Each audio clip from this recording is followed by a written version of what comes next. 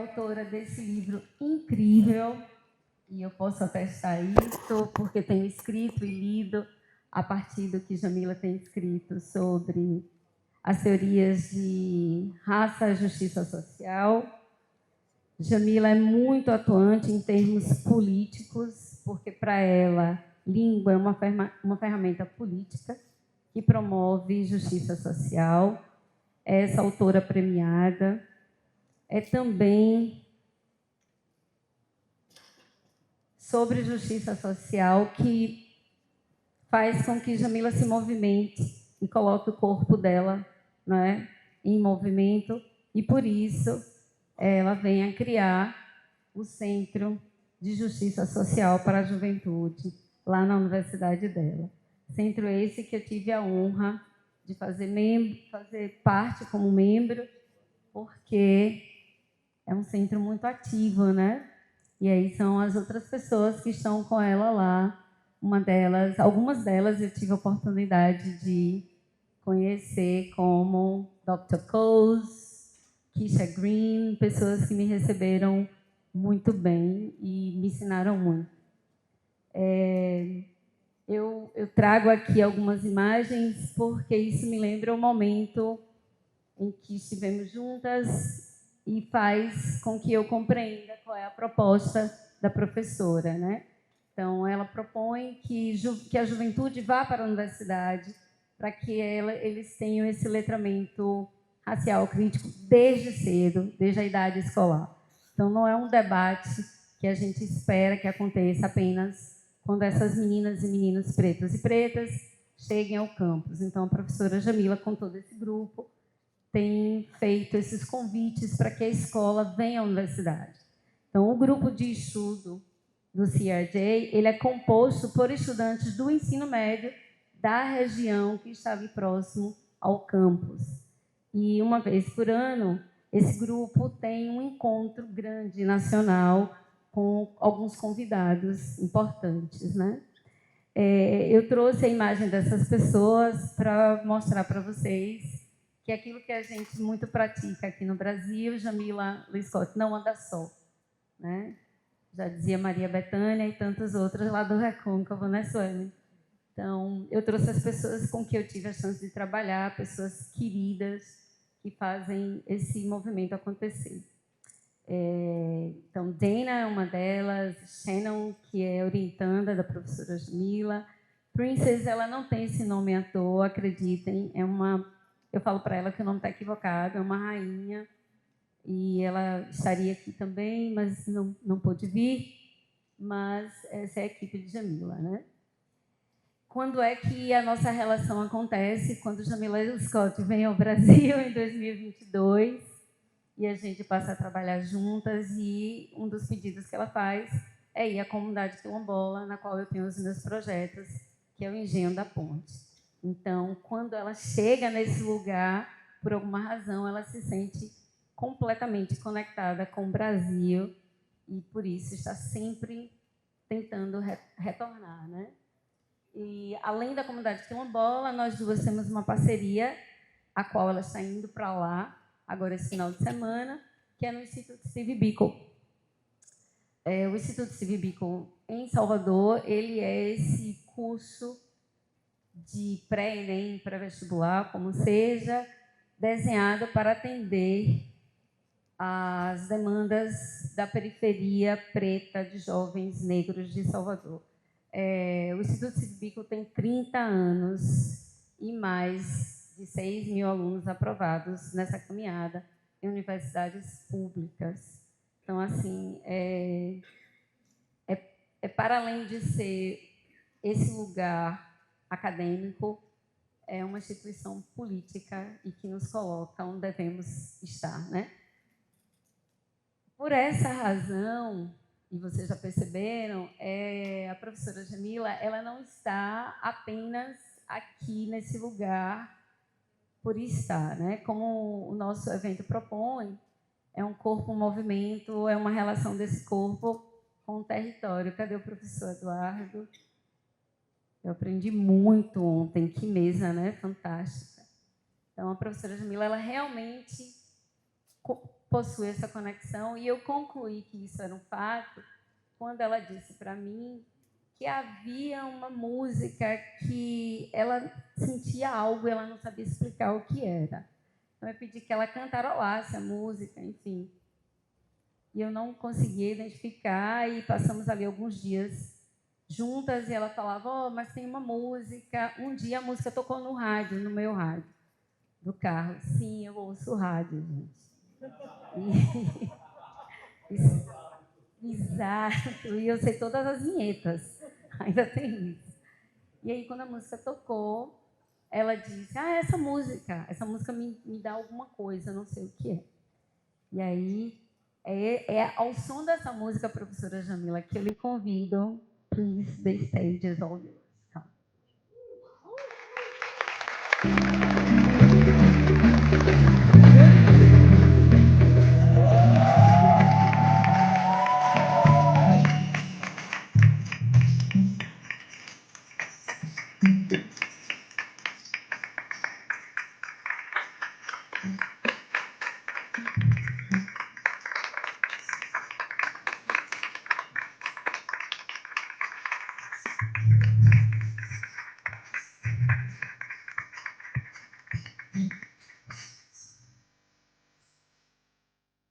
Hello, everyone.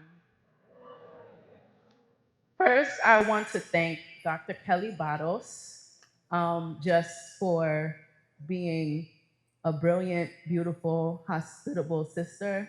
Thank you so much. Can we give a round of applause for Thank you so much. Yes. I want to thank all of the kind organizers and hosts of this conference that made it possible for me to be here. Julia, you've been amazing. I want to thank you as well. And to all of you who are here, your commitment to this work is truly changing the world. My name is Dr. Jamila Lyiscott, and it is an honor to come before you today as we explore the conference's theme. I'm a poet, a community-engaged scholar, and I serve as a professor of social justice education at UMASS Amherst. Across these spaces, my work explores the intersections of language, race, and power as an analytical tool to understand educational inequity.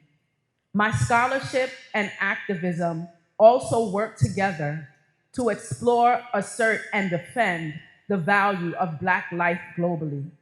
Today, my talk is entitled, What Black English Reveals About Black Power. Under this aim, my goal is to draw from the spirit of our fight for linguistic and educational justice in the United States to ignite global implications for Black students across the world who must often suppress their mother tongues to speak in the languages of their oppressors.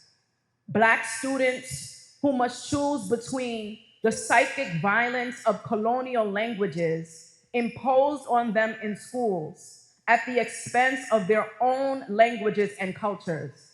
My goal is to mobilize those of us who are fully aware that where there are attempts to subjugate Black languages, there always also exists the attempt to subjugate Black bodies. But even more than this, my goal is to convince those of us who already believe in the power and dignity of Black languages across the world that validity is not enough.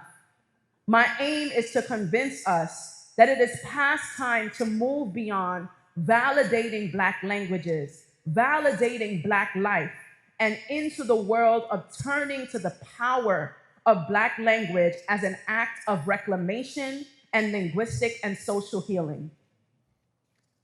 In the lives of Black people across the world, language is memory and witness. It wields the pain and possibilities of political past. It hides what we refuse to forget, and it performs what we want you to remember. Culture lives in the rhythm of our tongues. Our genius takes refuge here. It is an untamable site of refusal. Black language remains a site of political, historical, cultural, and ideological struggle. So in May of 2022, I stood on 8288 Kumalo Street in Soweto, South Africa, a space of memory and witness, where the Hector Peterson Museum was erected to memorialize the hundreds of school-aged children who lost their lives in the 1976 Soweto student uprising that took place just 2 short blocks away. A gruesome black and white image of 12-year-old Hector Peterson, lifeless in the arms of his grieving sister, filled me with pain and possibility. As I stood there, I recalled that I was 12 years old, the age of Hector, when my father gave me what he refused to forget. He gave me a VHS copy of the 1992 movie Sarafina. Y'all know VHS? You know the VHS tapes? Okay, I'm telling my age. So my father gave me this movie, and it dramatized, this movie Sarafina dramatized the peaceful protest that happened in Soweto. The film performed what my father wanted me to remember. So mobilized by the South African students movement, on June 16, 1976, the day had arrived for thousands of politically conscious students in Soweto to peacefully protest. They were peacefully protesting the new compulsory government mandate that forced their instruction and assessments to all be conducted in the language of Afrikaans. The language of Afrikaans is the West Germanic language of white South Africans. It was my first lesson at the age of 12 in the interwoven depths of racial and linguistic hatred. Sometimes we talk about language and we don't understand how intertwined it is with race.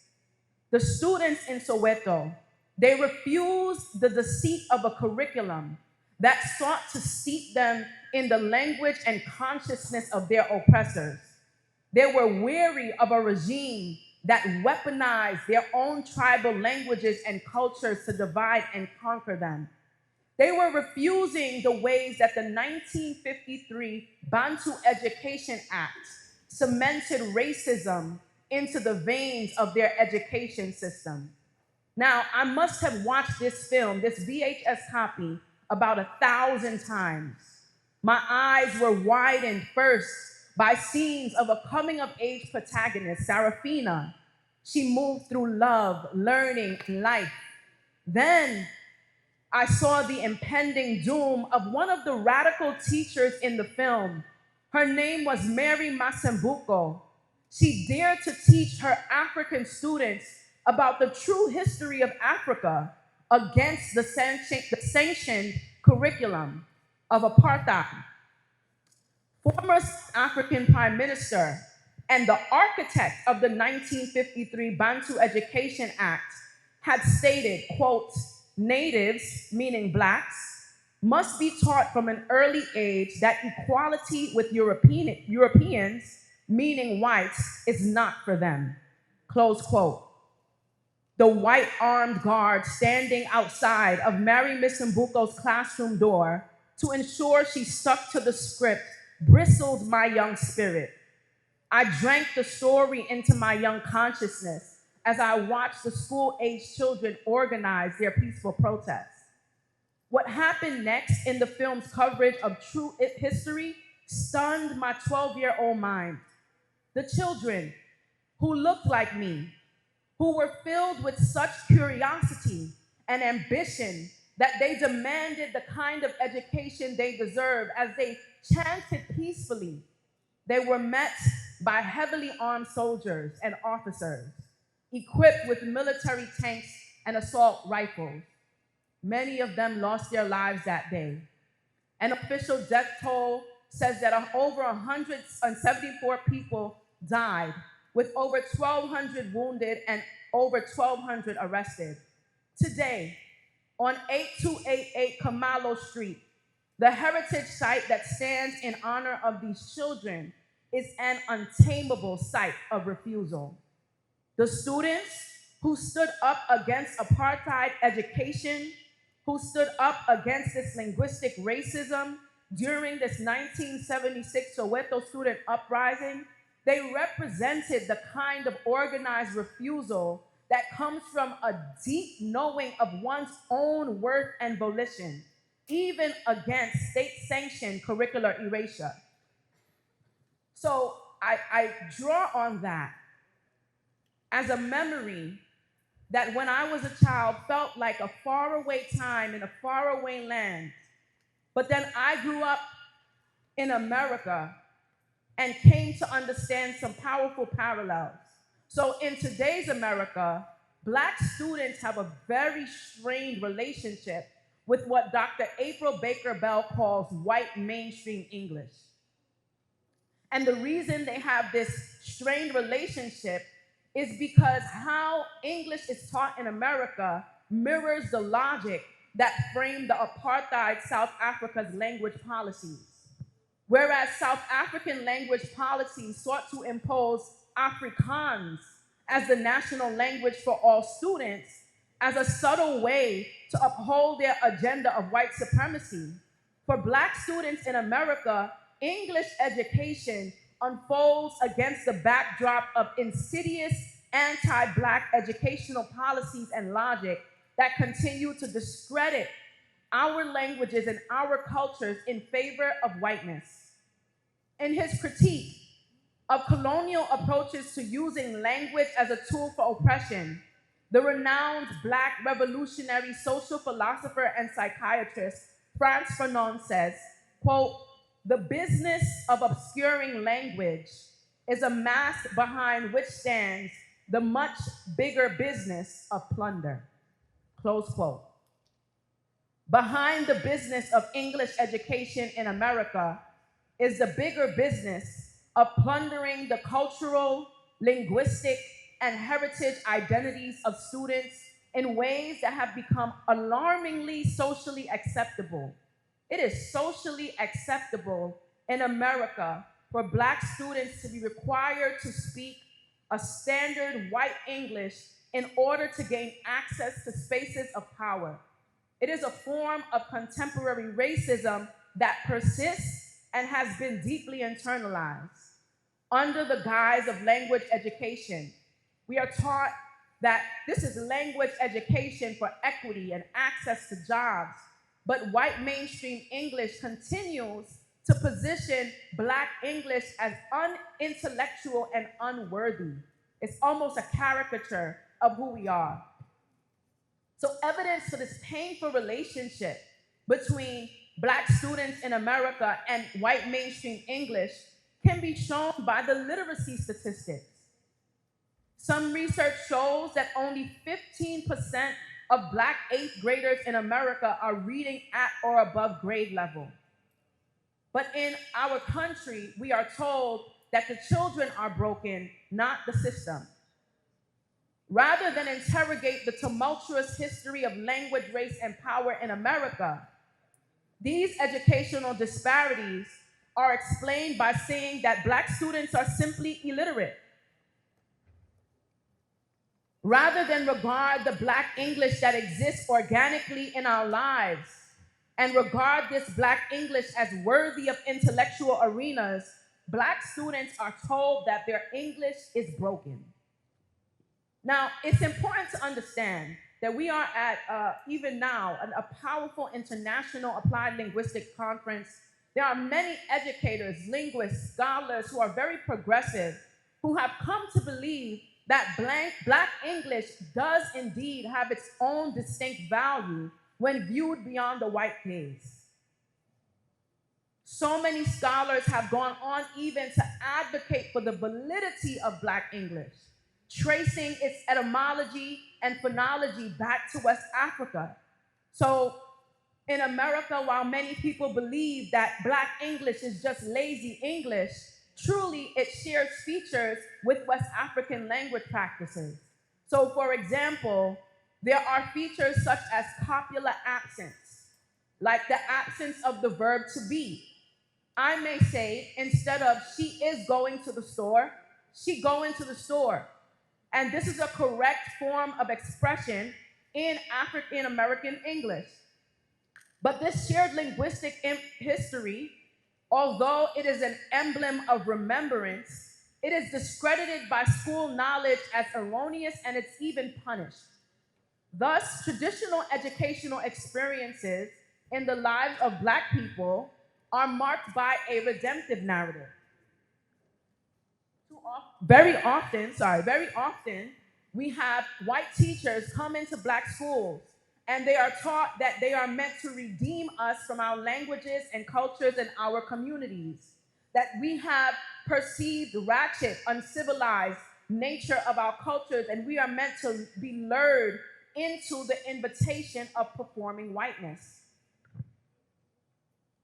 So while these progressive educators and scholars and linguists continue to promote the validity of Black English, little has been done to truly excavate and utilize the power of Black English to address the alarming disparities disproportionately affecting Black students.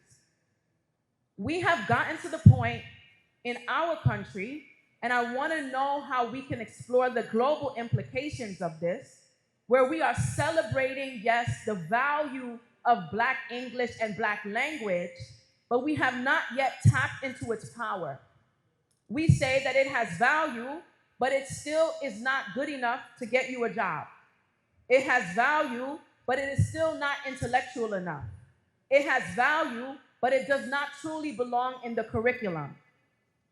My work seeks to move beyond arguing for the simple validity of Black English and argues that what should now be seen as the common sense power of Black English must be leveraged by all of us as a source of both social inquiry and direct social transformation.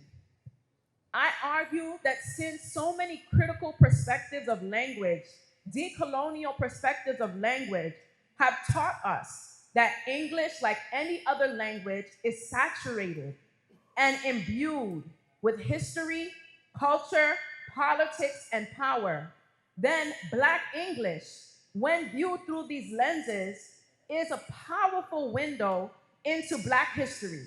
Black English is a powerful window into Black culture. Black English is a powerful window into Black politics, and that Black power can be leveraged for tangible social change. I'm using the term Black power, and this has a very specific history in the United States. So in 1968, there's a very powerful African-American language scholar in America. Her name is Dr. Geneva Smitherman. And Dr. Geneva Smitherman proclaimed during the Civil Rights Movement at a Black Power rally, she said, Black power is Black language. The statement gestured towards emerging research by Smitherman and her contemporaries. She was one of the first people to begin tracing the etymologies and phonologies and heritage roots of Black English so that we could stop disregarding it as lazy English of African descended people and understanding its rigor, its power, and its value. She helped us to see how the language of Black English survived the Middle Passage despite the enslavers' best efforts to annihilate the languages of the enslaved Africans. Her proclamation that Black power is Black language was building, though, on the wildly popularized phrase of the Civil Rights Movement, Black power. Do you all remember the notion of Black power during the Civil Rights Movement, right? So this was made infamous by Stokely Carmichael. I'm Trini, I'm from the Caribbean, my family is Trinidadian, so I'm very proud of Stokely Carmichael and other civil rights leaders in the previous year. So Stokely Carmichael in 1966 in Greenwood, Mississippi, shook up the civil rights movement. He led a speech that called for Black power. He said, we've been saying freedom for 6 years and we ain't got nothing. What we need to start saying now is Black power. We want Black power. He said this to the crowd and he introduced the phrase to the world. He was the chairman of the Student Nonviolent Coordinating Committee, and they decided that freedom now, the phrase that they'd been using up until June 16th, was too hollow. It did not move Black people. It did not mobilize Black people towards galvanizing their true power in the name of visible structural change. Black power was also a part of Carmichael's frustration with Martin Luther King Jr.'s nonviolent agenda. In the face of unrelenting racialized violence against Black communities, the phrase called for militant separatism, posing some ideological divides within the civil rights movement. So as much as we know the phrase Black power now, it was a very problematic, turbulent phrase during the civil rights movement. The media then frantically denounced Black power as violent and hateful towards white America. Mainstream outlets and federal authorities alike worked to make use of the phrase punishable. They poured their rage into refuting the audacity of Black power as a concept, rather than dismantle the racist conditions that the civil rights leaders were illuminating. When given the opportunity to define and reclaim the spirit of Black power, Carmichael quickly noted that it made sense that white America sought to control the language of the civil rights movement and reduce the concept of Black power to mere violence. He clarified, Black power was 1, a call for Black people to unite. It was 2, a call for Black people to recognize their heritage. It was 3, a call for Black people to build their communities while defining their own goals. And 4, a call for Black people to organize politically and economically within their own community. So when Geneva Smitherman said Black power is Black language, it had to be understood within this context. She was talking about the unified tapestry of Black English. So Black English exists, in America, a lot of people say African American vernacular English, and they use it interchangeably with Black English. But then that insinuates that African Americans are the only Black people. Truly, Black English exists in different varieties across the world. And Geneva Smitherman was pointing to the unified tapestry of Black English with its shared heritage roots.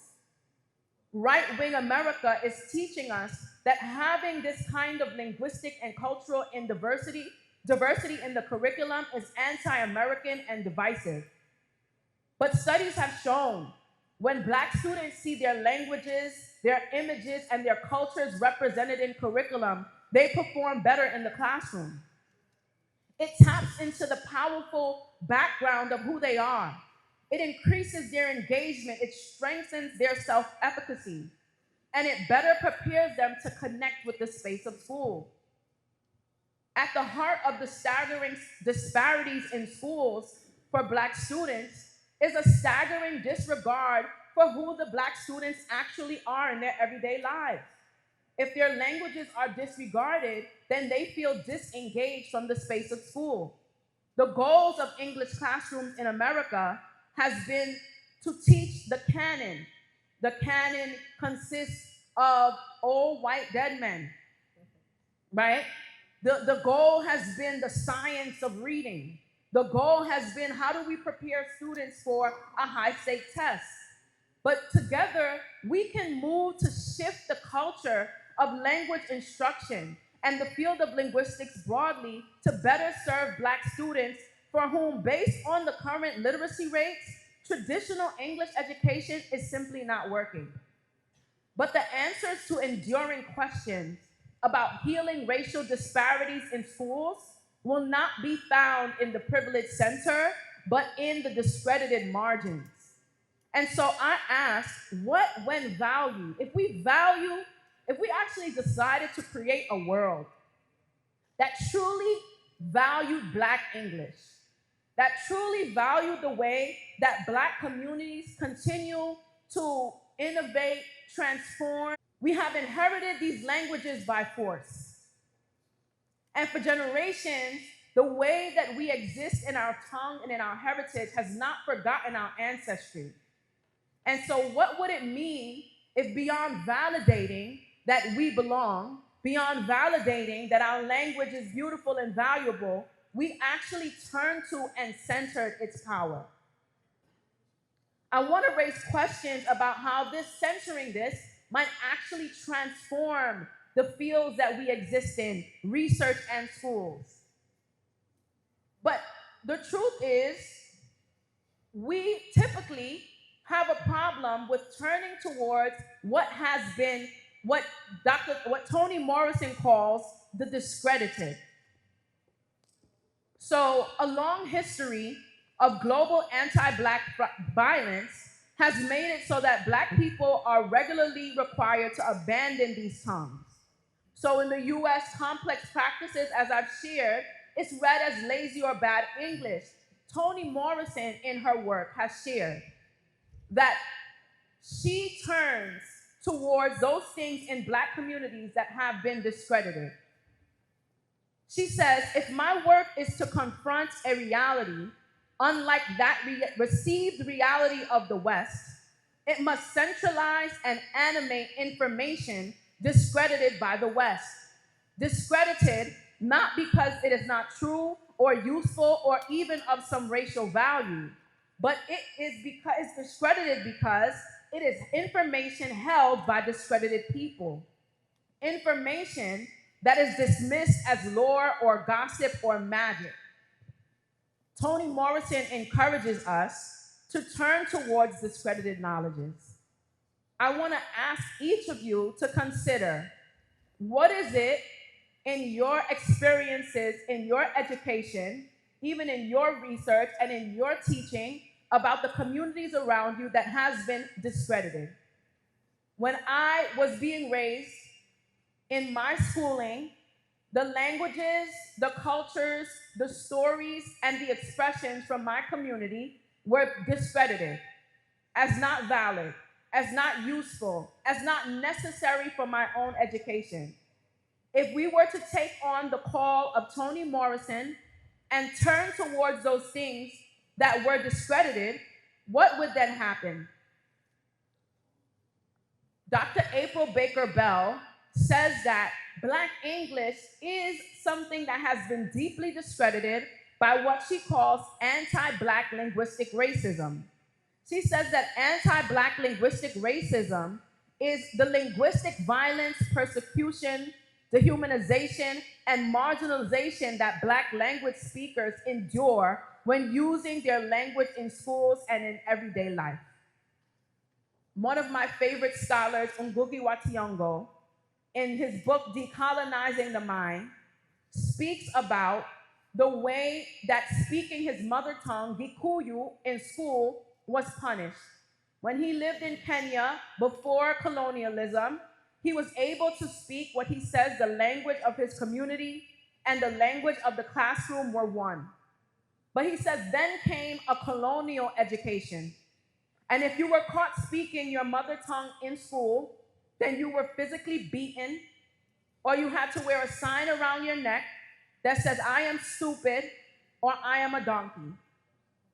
And he says, even though the sword and the bullet were used to physically subjugate my people, language was used to spiritually subjugate us.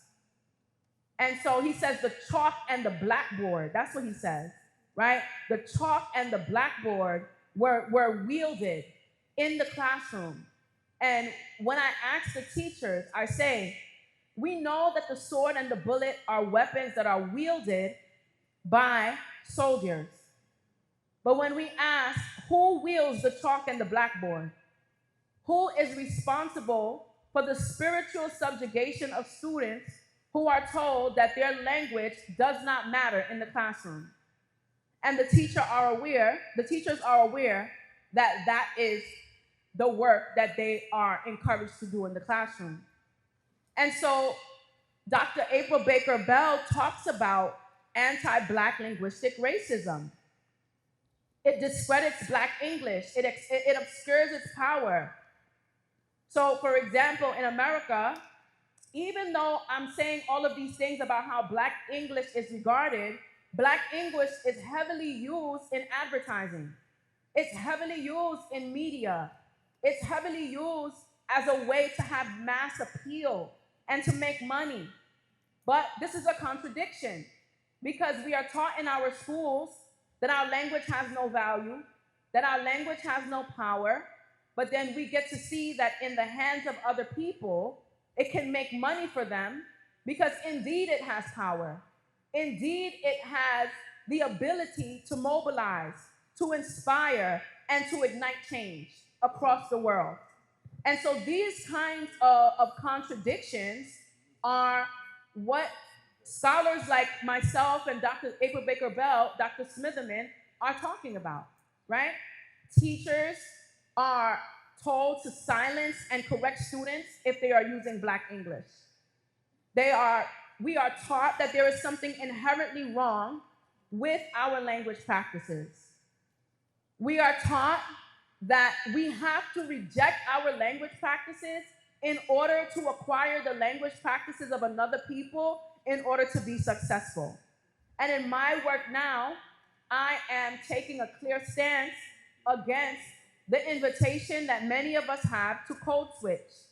The invitation that we know that many of us have our language practices powerfully at home and in our communities, but when we go into spaces where we want to succeed, we must code switch, meaning we must switch into the languages that sound most standard and most quote unquote appropriate.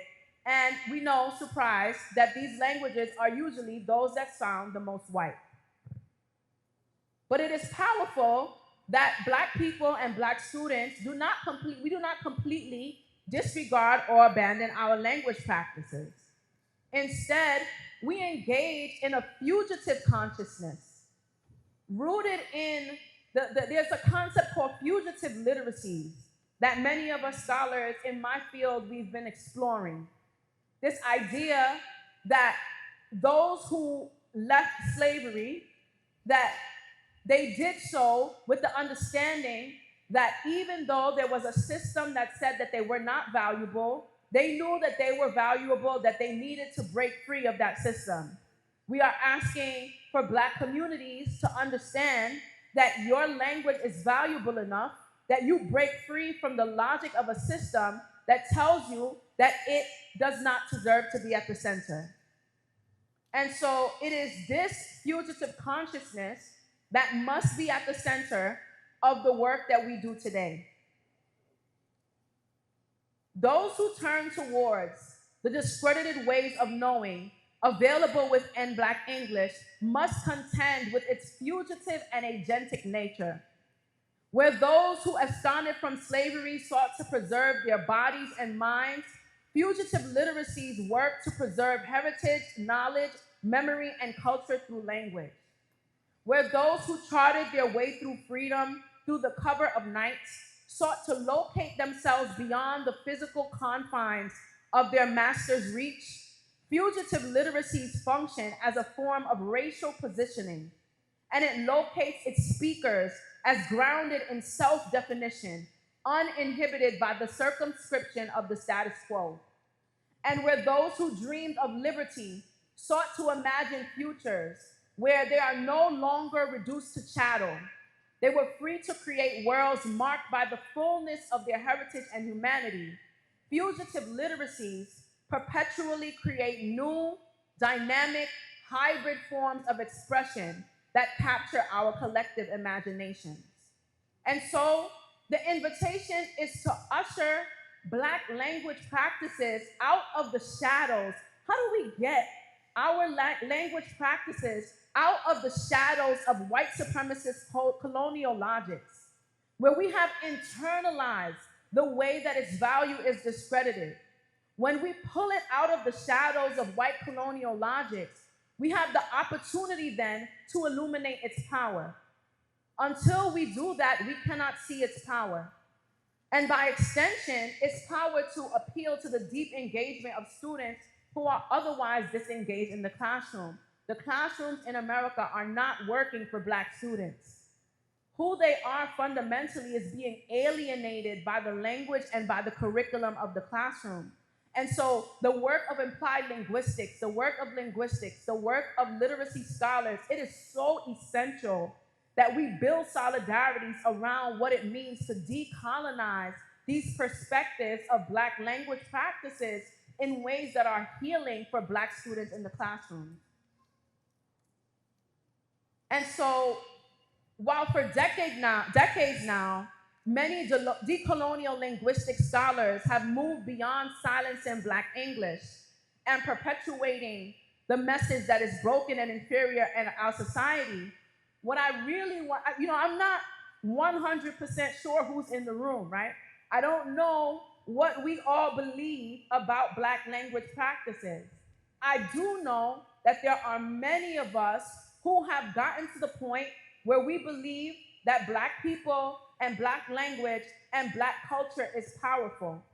But it is not enough for us to just be represented in the room. In the United States, often diversity and equity is mistaken for, oh, there are different colored people in the room now. So now we are diverse. In the 1940s, 50s, 60s, someone in my Black body was not allowed into the front door of every establishment. In fact, in the United States, it would say whites only, it would say colored only. And so many people advocated for the kind of equity where we were all welcome into the front door of every room. And people understand that to be an act of racial justice. However, what is not understood is that valuing Black English and not letting Black English into the center or into the front of the room is just the same logic as having a whites only and coloreds only separate but equal logic. To say our language is valuable, to say our culture is valuable, to say our identity is valuable, but then to not make it possible for there to be pluralism in every classroom where we are equally regarded is a way to perpetuate a different form of contemporary racism. But when released from the grips of anti-Black linguistic racism, Black English can reveal the power of our Black interior worlds. Black English can reveal the power of Black influence, and Black English can reveal the power of the heritage knowledge that we need to transform the status quo. I'm going to stop here because I want us to have a conversation about this. And I want to know who's in the room because I want to know how we can work together to transform our beliefs about the power of Black language practices as something that belongs in the center of our society. Thank you.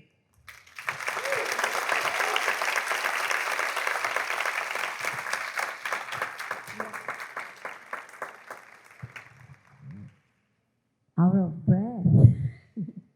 Thank you so much. And I could listen to the word value, valuable, so many times that I could make some relation to the movement. It also happened in Brazil, Black Lives Matter. So I was thinking about Black Lives Value. I mean, if it really value, what about the language?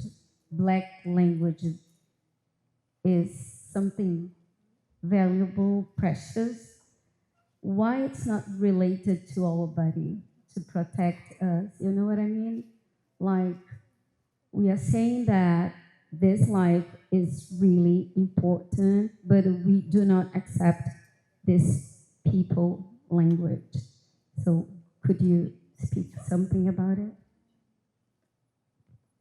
Thank you. So the reason I brought up Ngugi wa Thiong'o was also to show that there is always a history between always a history of subjugating Black languages and subjugating Black bodies.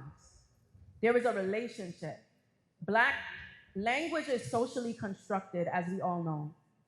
And the value we place on language is politicized.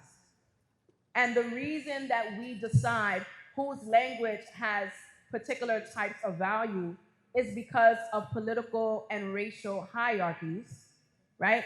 And so what has happened historically is that the attempt to exploit and to subjugate African peoples has come, meaning our very bodies, has come with the logic that everything that comes from us is barbaric and unworthy, right? Our languages are unworthy. Our hair is unworthy. Our skin is unworthy. Our culture, unworthy. This is a history of being entrenched in this thinking, you know? And so as you bring up the Black Lives Matter movement, you say, what about value? Mattering, there was a phrase that we used to say, mattering is the minimum. We're asking to matter. That's nothing. That's so basic. We need to be valued, right? And beyond being valued, we need to tap into our power. Thank you. You have also mentioned that people say that Black English is a lazy language. So I was just thinking about that. People think that it's so cool to speak Black English. It's a kind of way of monetizing your business when you use Black English. So, I mean, Hollywood does it. So, music industry use it. But then you said that it's not valuable. So, is it convenient to say when it is okay or not? Because it's cool, it's nice, but not suitable for Black kids. You know, how does it work? It coincides with Black exploitation, which is the history that we are connected to, right? I teach it as a way to teach the power of Black English. I teach hip hop pedagogy. And very often I have the opportunity to teach hip hop writing to white teachers who struggle. They struggle. They cannot do it. Or they're so intimidated or afraid or ashamed because when they see the complexity that hip hop artists, like rappers, they write with a deep complexity. And when they are faced with it, they are deeply intimidated. This is a way to show them the way we perceive literacy. Who is literate is socially constructed, because your inability to write hip hop makes you illiterate, no? Right? You cannot write it, then you're illiterate.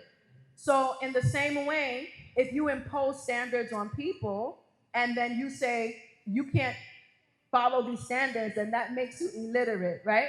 So we know that the power of Black English exists. Like you said, they use it to monetize it, but it is convenient to extract it and use it for their gain while teaching us that it has no power in school. And it's a contradiction that it's a lot of people are way too comfortable with in our country, I would say. It's tough. Maybe because they're making money with us, No. with the language and in our culture and everything. Well, they're comfortable with it. I'm concerned about our communities. I'm concerned about the way that Black communities have been lured into the lie that in order to get the job and in order to, you know, make it through school and in order to be successful, you can't speak like that. Leave that at home. Everything about you, leave it at home. Hang it up at the door. And then you go inside, and then there's like a white marketing team using your language to make money. The same language that they told you to leave at home. So it's a weird contradiction that we live with in America. Thank you. It's going to be my last question, I promise you. And you have mentioned something that really connected to me, and I believe it also set a connection with some of our teachers here. In Brazil, we have been hearing and we also have been repeating, and this is something that it's out there as a cruel metaphor, as a saying. People tell this metaphor to students from the public school, and then we have to say that they are all Black. I mean, like, there is this relation between race and class when it comes to public school. And in Brazil, people say, oh, come on, give up. They don't speak Portuguese, let alone English. Yes? So, is it a way of silencing them? Is it a way of not value them? You know, like, okay, let's make them believe that they are not able to. And also, as Bell Hook says, it's a way of make them believe that they are useless because they do not have the language. Language is power. So, and unfortunately, some of them are convinced.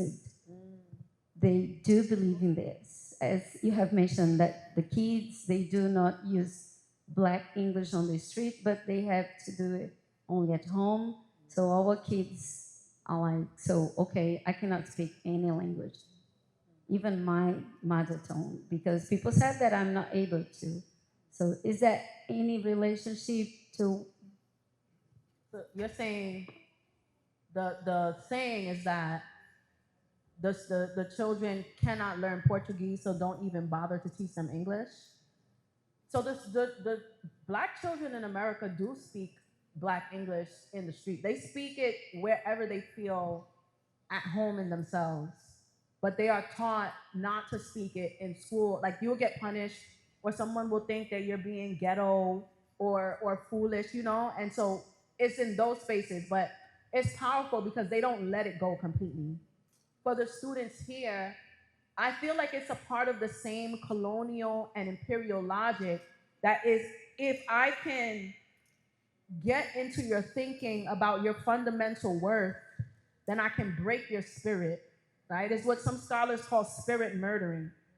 It's like it's meant to really, because I said, when Ngugi wa Thiong'o, back to him, you know, may he rest in peace, he passed not too long ago. I say to my teachers, we have teachers in the room, I say, when he is physically beaten for speaking his mother tongue in the classroom, when he goes home to his community, when children like him go home to their community, at the feet of their grandmother, with their people, with their loved ones, what is their attitude about their own people and their own language if those things are punished in school? And I tell the teachers, you are literally responsible today for doing the same exact thing as those teachers. Please don't look at it as some distant history, right? You are literally responsible for making sure that your students do not speak the way in this classroom as they speak in their community, because it's wrong, right? And so there is this what's happening is, he says, what happened in the classroom was spiritual subjugation. When you tell me that, when you say that that's the saying, don't bother, they can't even do it, it's an attempt at spiritually subjugating a people, right? You don't just have to physical subjugation. You can break free physically, but when somebody breaks you spiritually, and when they break you psychologically, you are truly broken. And I believe that's the agenda, which means our fight has to also be on those levels. We have to think about, how do we heal the spiritual, emotional, and psychological wounds that come with linguistic racism? Because sometimes we think that the answer is just curricular or pedagogical in a very finite sense. But there are spiritual and psychological and psychic wounds that we have to attend to in the lives of our students who are told these kinds of messages. Thank you. Oh, let's go. Questions?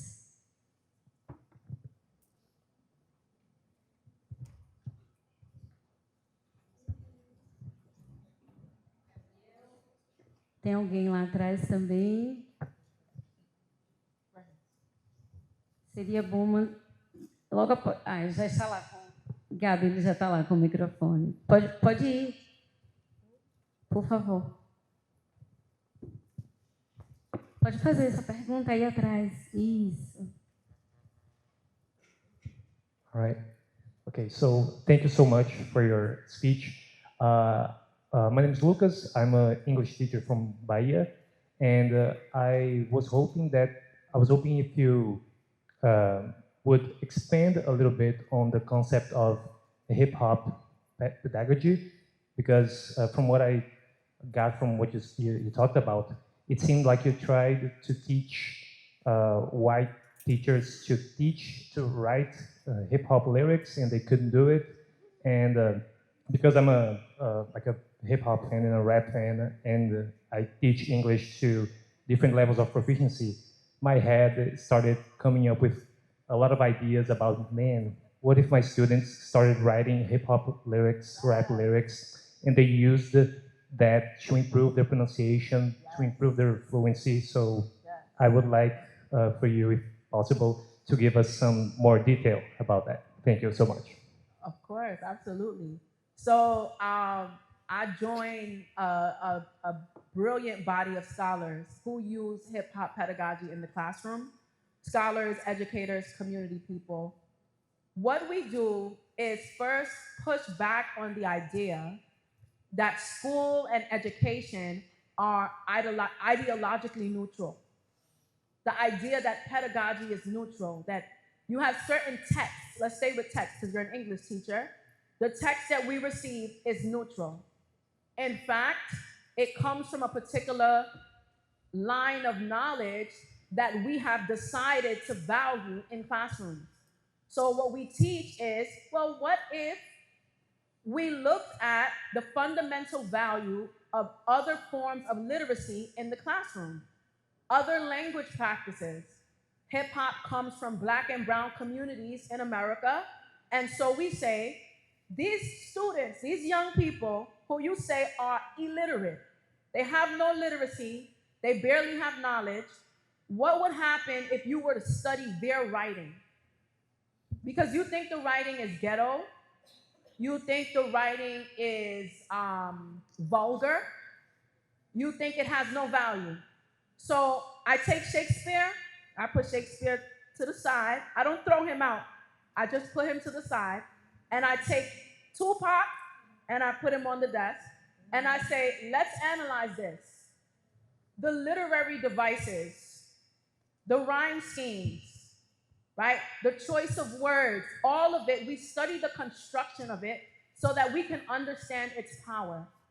When I say Black English is Black power, I'm not just saying that to be sensational.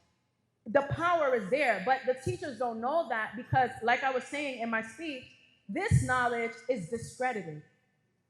So what happens when we decide to turn towards this form of knowledge that's discredited is that they start to break down all the same things that they ask students to look for in other texts. We look for it in the hip hop lyrics.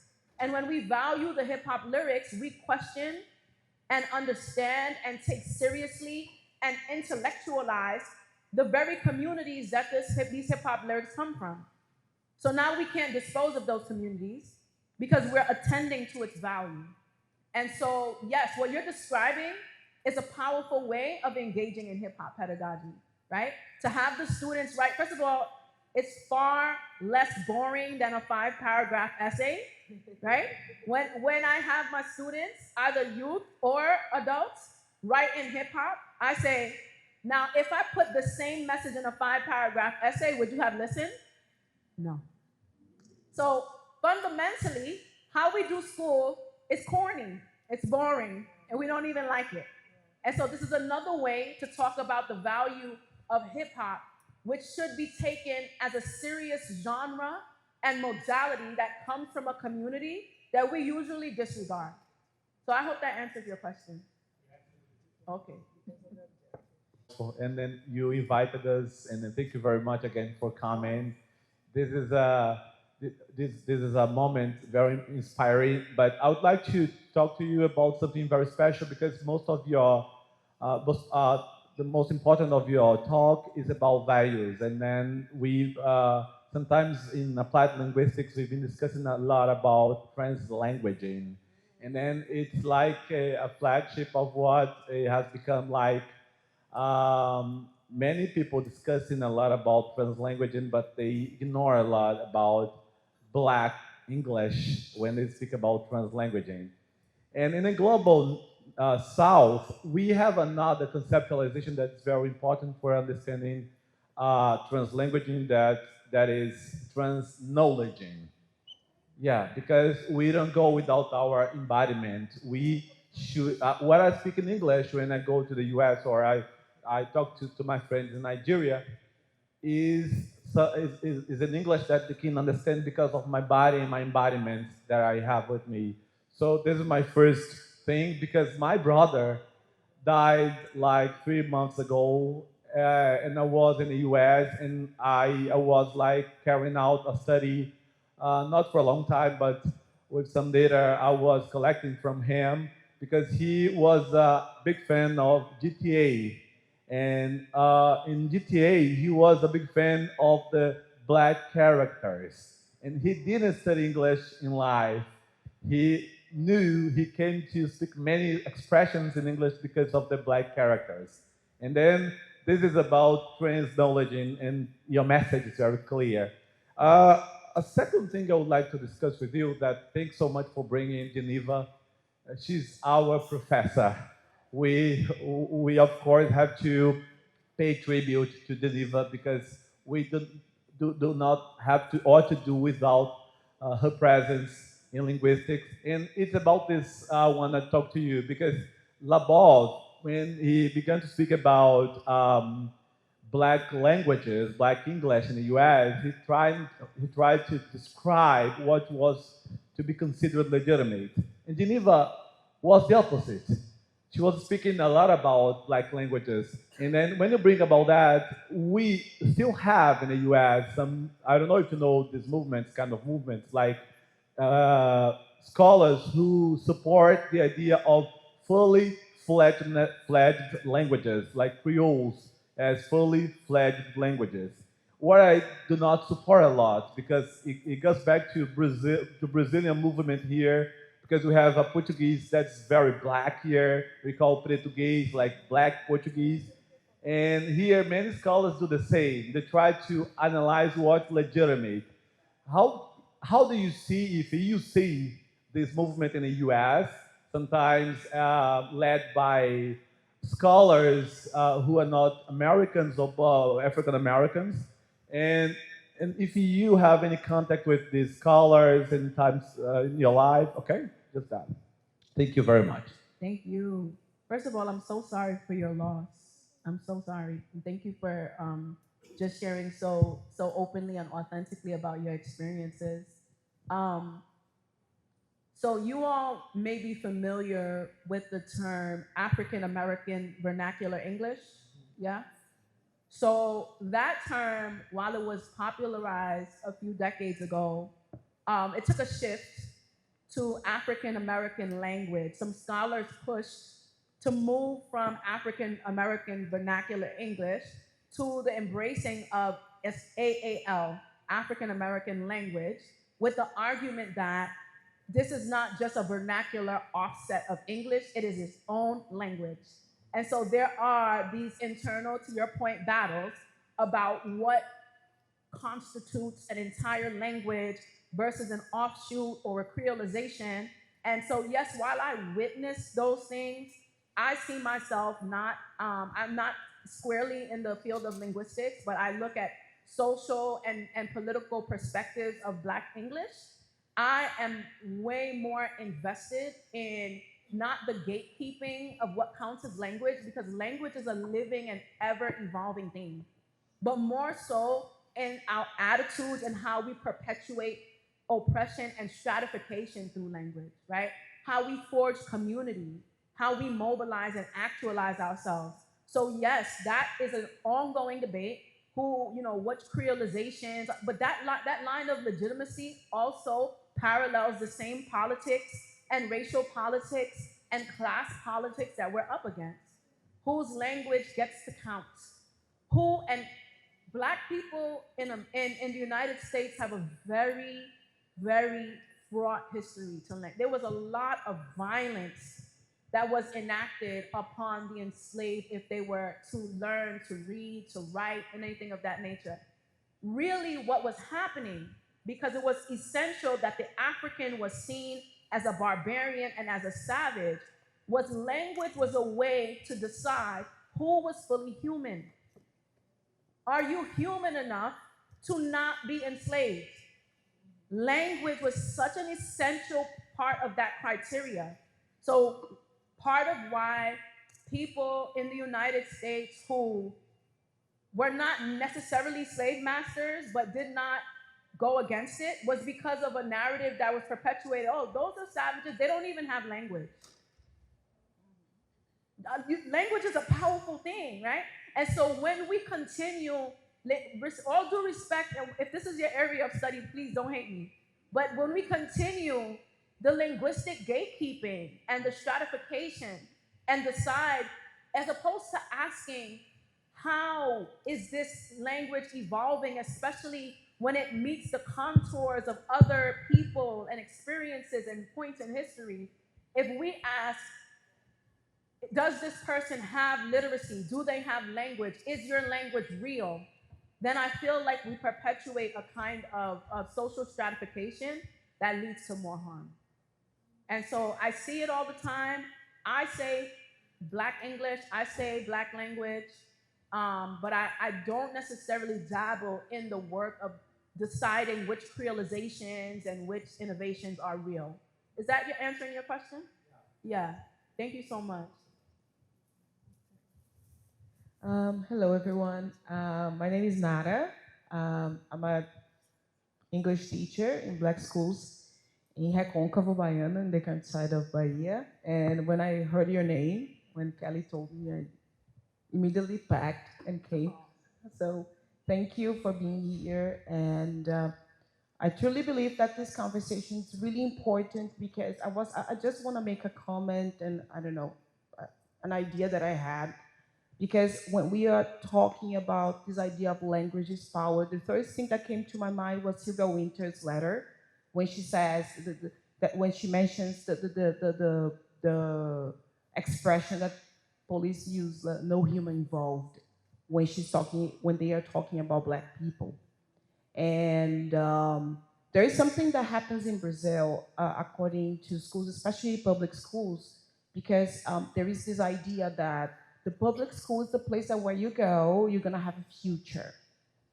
You need to enroll yourself in a school in order to be somebody.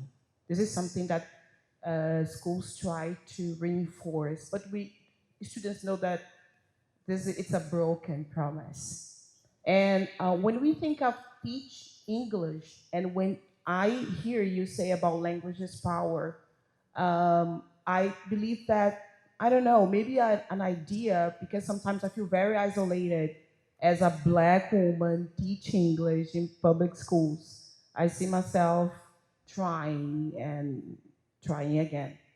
But one thing that came to my mind is, again, it's an idea, it's the thing of the collective practices and what we can do. When you said that, like, you want to network with other people from other places, I think maybe it would reinforce those things, because when I go to these schools for, like, I've been there for 15 years, 10 years in one of them, and I have to use the language to work with their self-esteem.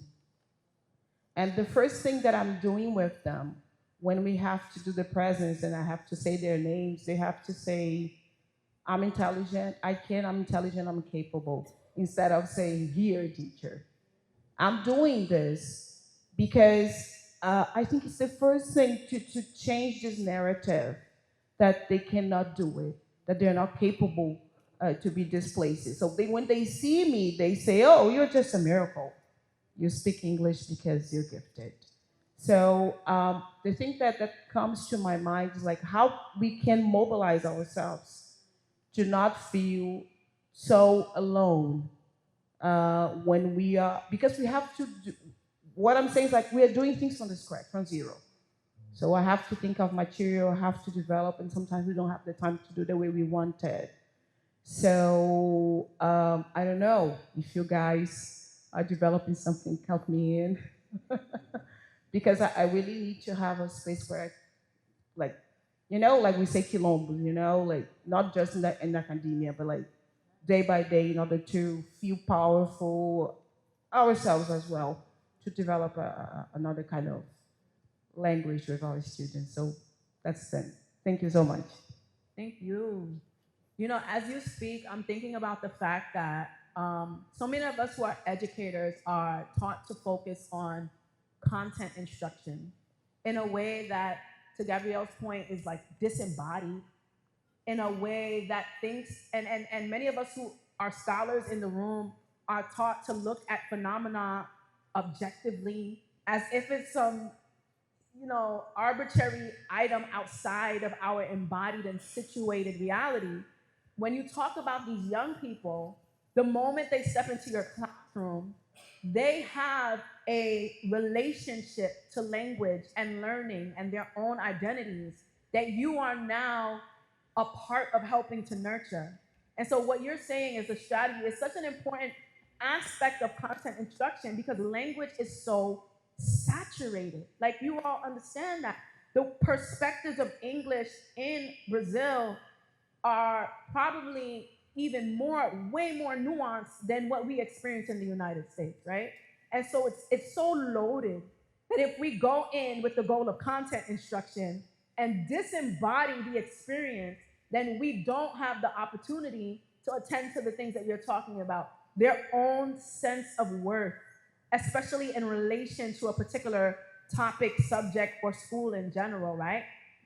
So just affirming that that's beautiful work that you're, but number two, we're not starting from zero. Like, we have, let me tell you something about our ancestors.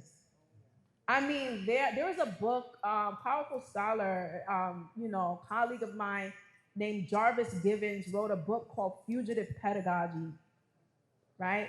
And it just talks about the legacy of how it against, I mentioned that, against state-sanctioned curricular erasure, we always find a way. And so, to your point, we need to link up and share these wisdoms, right? And share these fugitive practices and build coalitions across the globe. Because that is the work. But we out here, we're doing the work and we're standing strong, but we're standing in a legacy. We have blueprints. I brought in the students, I named the students of Soweto, the Soweto student, the children know to stand, right? What if that is what if their relationship to language is something that our students get to interrogate and to understand, well, what is happening here? What is these students' relationship to their language and their learning? And then they will be empowered to know that there is a legacy of struggle and resilience and liberation and progress that they are a part of, even in the face of everything that is broken. And so, yes, let's build. You know, we will continue to build. And anybody else who wants to join us, this is the kind of work that I'm inspired by. So thank you so much. Thank you.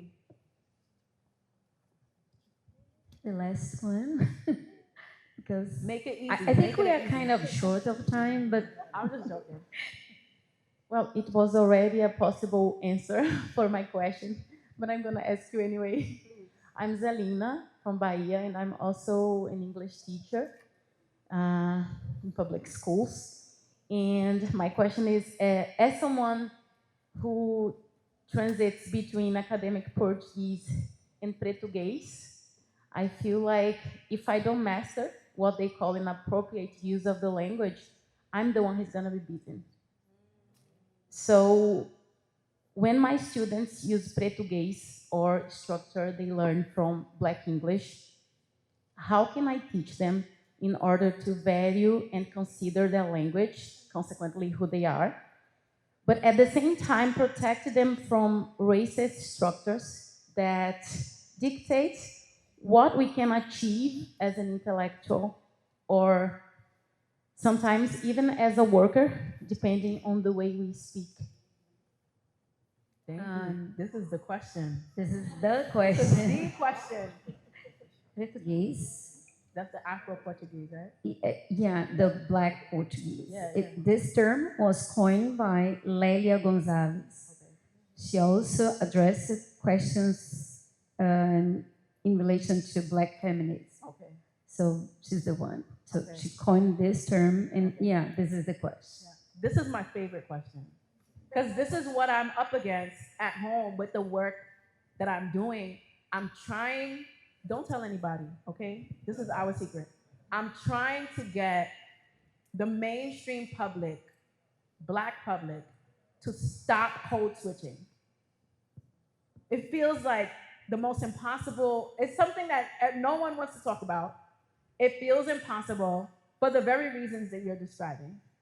The racist structures that continue to punish us, to beat us, to keep us down because of our language, they still exist, right?